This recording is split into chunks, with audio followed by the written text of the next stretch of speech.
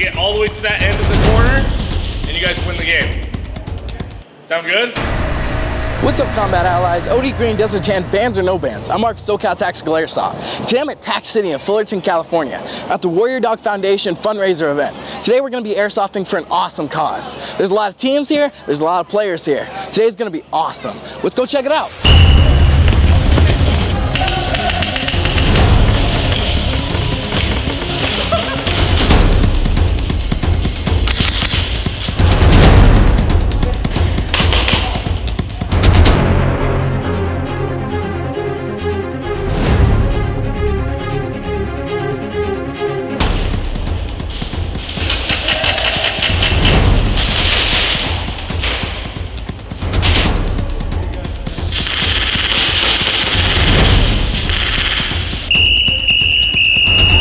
So Matt Clear, I was a combat engineer who was lucky enough to be assigned to the SEAL teams for the majority of my career. Spent 9.5 years with these guys, deploying and working overseas. This is Mark. I'll let him introduce himself. All right. I was a SEAL with Team 5 deployed to Iraq, Ramadi, Baghdad, and had a lot of good times over there. Did some sniper work, and yeah, that's it. Hand it off.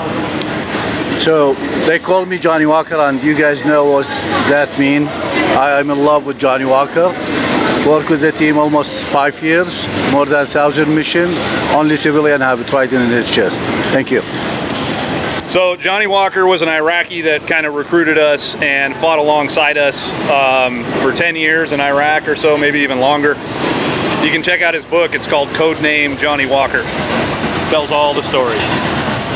My name's Taylor Canfield. I was a SEAL for 10 years. My third combat deployment, I was actually a dog handler and got the great opportunity to adopt my military working dog I had in Afghanistan, who went through Warrior Dog Foundation for a little reset. And so yeah, I've got him at home now. Wish we could have brought him up today, but we got some personalities here with these two guys. So.